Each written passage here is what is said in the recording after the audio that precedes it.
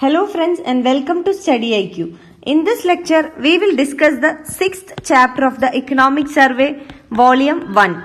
The 6th chapter talks about climate change and agriculture. We have already started the 6th chapter in the last lecture and today we will be continuing with it. You can find the YouTube link of the previous lecture, that is lecture number 12 on my Facebook page, and also the PDF of the lecture is available.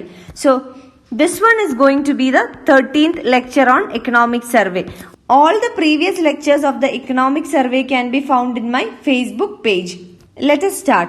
Coming to 6.3. Here, why agriculture is important for the Indian economy. That is what is discussed. But before going to the reasons that makes agriculture very important for Indian economy, let us first of all understand that agricultural sector is a vulnerable group in the economy. They are vulnerable for many reasons, but if you look at the history, we will understand that the sector was always vulnerable to different class of people. First of all, they were vulnerable or they were under the risk of imperial masters or controlled by the imperial masters. That is the British colonial rule. And again, coming down the lane, we will see that they were vulnerable to the landlords. There were different land settlements existing in India, like the Zamindari, Mahalwari, Rayatwari, etc. So they were always vulnerable to the landlords. And now at present, if we look at the agricultural sector, they are vulnerable to the middlemen.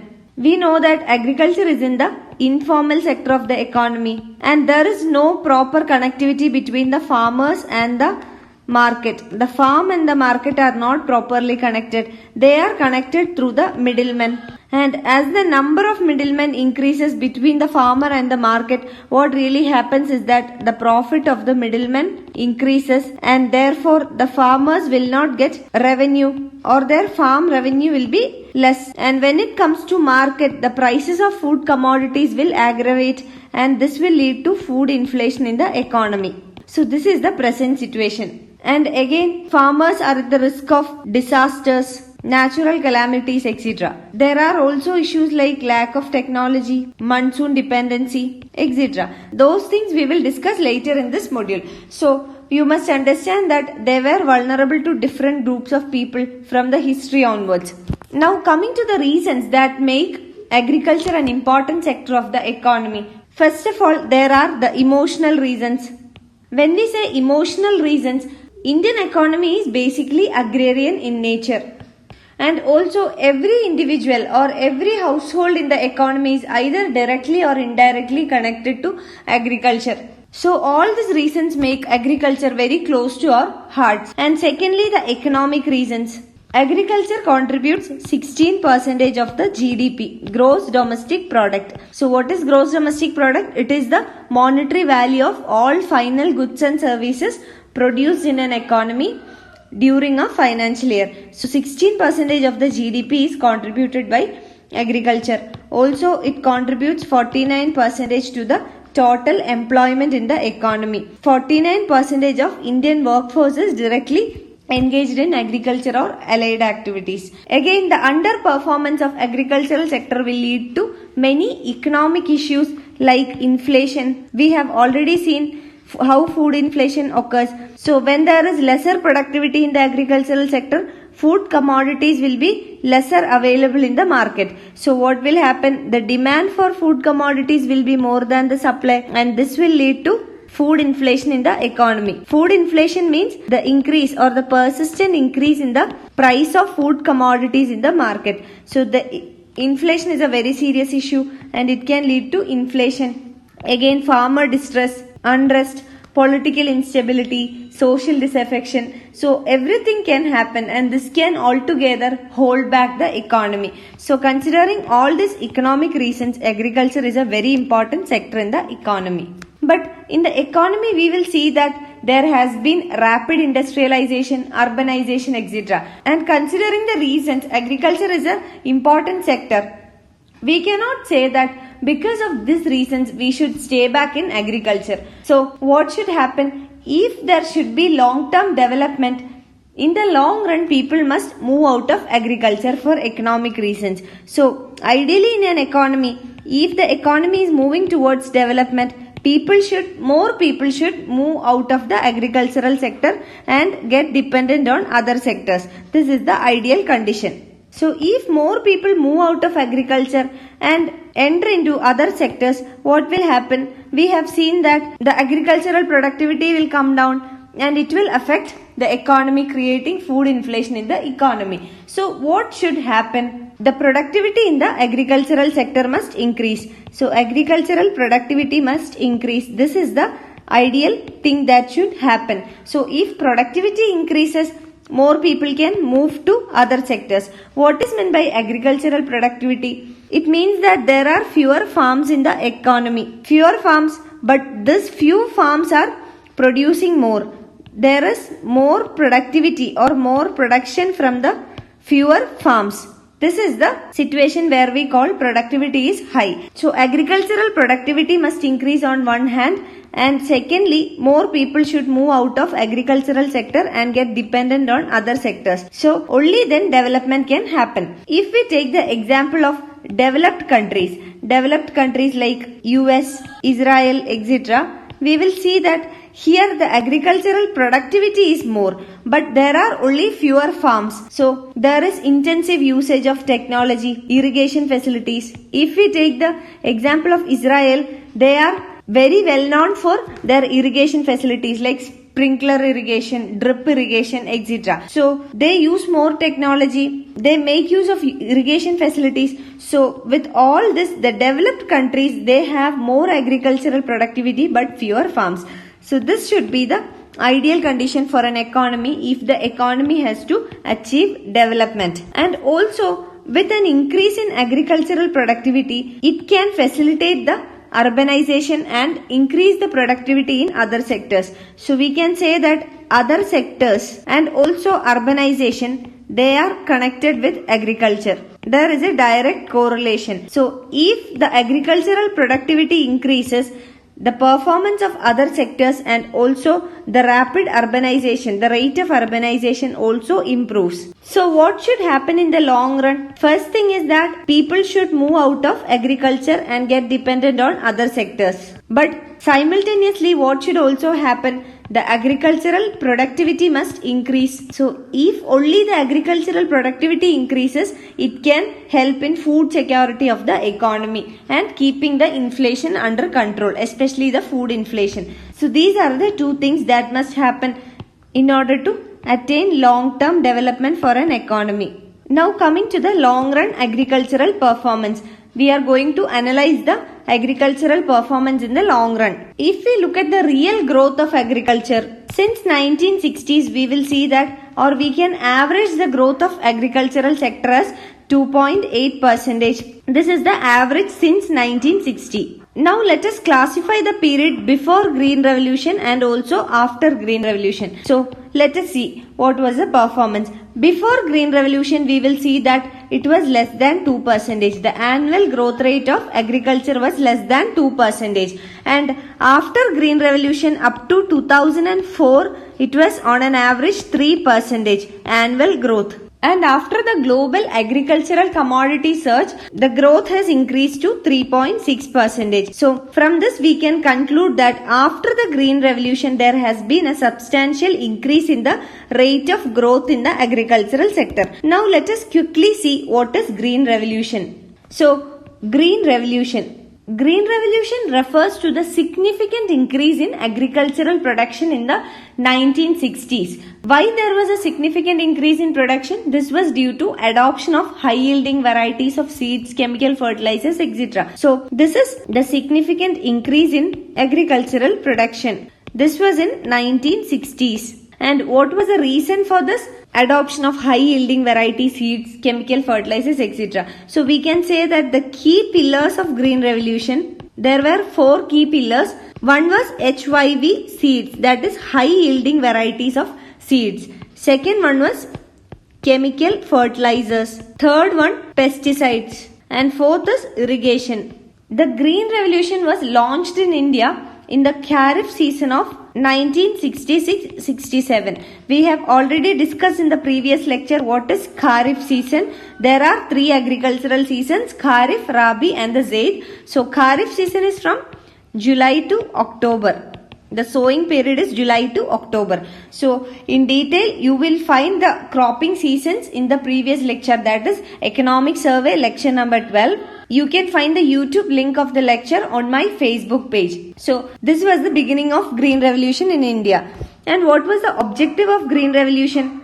Objective was to attain self-sufficiency. And the target period was 1970-71. So to attain self-sufficiency by 1970-71 was the target or the objective of Green Revolution in India. One more thing to be noted here is that extended finance was given through relaxed mechanism in the Green Revolution process. Not only high yielding varieties of seeds, chemical fertilizers, pesticides, irrigation, etc., but finance were also provided. So this is about Green Revolution in short. Now coming to the levels of volatility. Volatility is an important factor in Indian agriculture.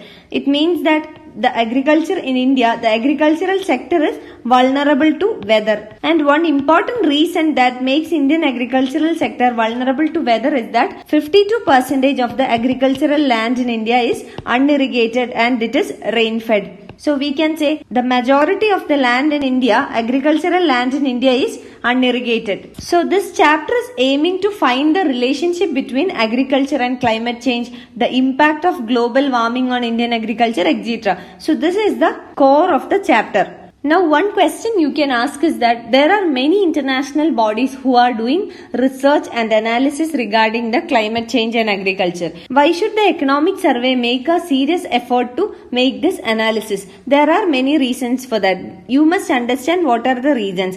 First of all, the reason is that India is a diverse country, and in case of India, there is a diversity of climate zones. If we look at different states in India, different states have different climate zones. So we cannot say that it is uniform all throughout the country. So it is different from other countries in that perspective.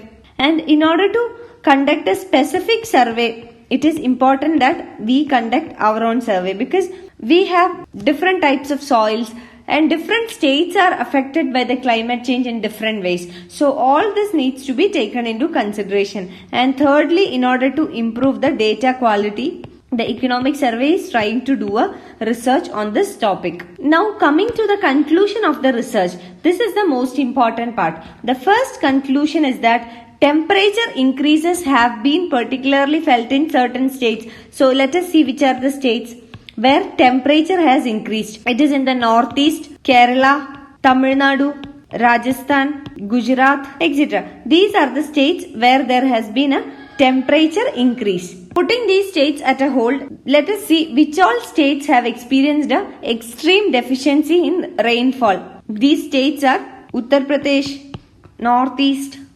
Chhattisgarh and Jharkhand. So these states have experienced deficiency in rainfall. And now coming to increase in temperature, here the states which have not experienced any change in temperatures, these states are Punjab, Odisha, Uttar Pradesh. These are the least affected states. And coming to the states where there has been an increase in rainfall, these are Gujarat, Odisha, Andhra Pradesh. So these states have experienced an increase in rainfall. Now coming to the states. See, if we look at the temperature increased states and also the rainfall decreased states, here we will see Northeast and Kerala are there in both the categories. But coming to other states, we will see that Tamil Nadu, Rajasthan, Gujarat, etc. These states has experienced an increase in temperature, but there is no deficiency in rainfall. And also what we will notice here is that some states, for example UP has not experienced an increase in temperature, but there has been a rainfall deficiency. And also Gujarat has experienced an increase in temperature, but coming to the rainfall pattern, we will see that actually the rainfall has increased. The precipitation has increased in Gujarat. So from all this we can conclude that there is no direct correlation between temperature increases and rainfall declines.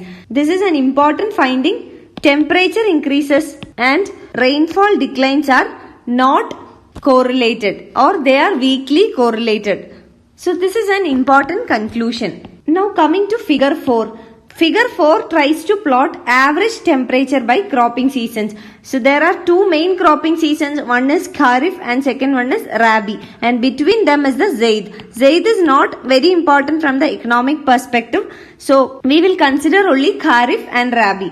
And if we look at the figure 4, we will understand that there has been rise in temperatures post 1970. So from 1970 it is taken into consideration. And if we take the Kharif as well as the Rabi season, there has been an increase in temperatures in both the seasons, that is Kharif season and also the Rabi cropping season.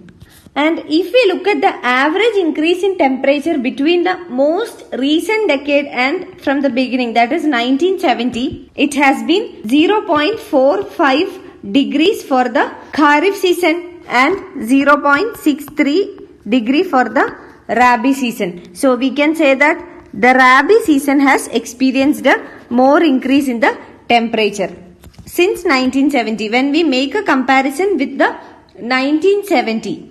Now coming to figure 5. Figure 5 depicts the rainfall patterns in both Kharif as well as the Rabi seasons. So if we look at the figure, this is between 1970 and the latest 2015. So in both the cases we will see there is a decline. Decline in rainfall or precipitation is common to both the cropping seasons. And if we look at the average, there has been a decline by 26 millimeters in the Kharif season and 33 millimeters in the Rabi season. So in the previous figure, that is with regard to increase in temperature also, there has been more increase in temperature in the Rabi season, and here with regard to the decline in rainfall, Rabi season is more affected. Now coming to figure 6. Figure 6 tries to depict the number of days with extremely high and low temperatures. So here we will see that the number of hot days has increased and the number of cold days has declined.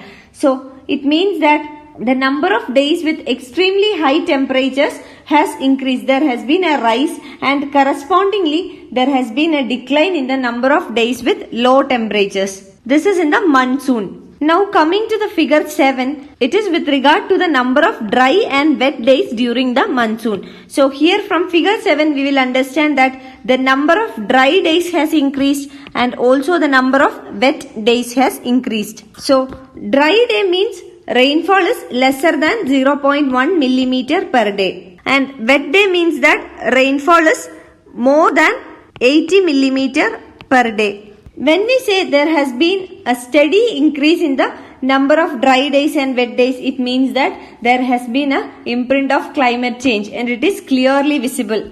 Now coming to figure 8, this we have already discussed the states which are worst affected by an increase in temperature. So this red colored states we will see there has been an impact, that is the temperature has increased. And coming to the blue areas, this is least affected states or states which are unaffected. Now coming to figure 8b, this is with regard to the rainfall. So if we look at figure 8b, we will understand that the extreme rainfall deficiencies are more concentrated in Uttar Pradesh, Northeast, Kerala, Chhattisgarh, Jharkhand, etc. The red colored areas.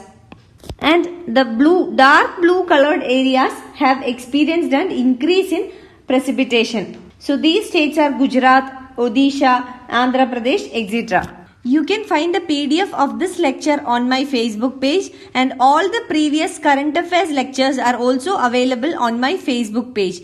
The economic survey lectures are also available on my Facebook page. Thank you.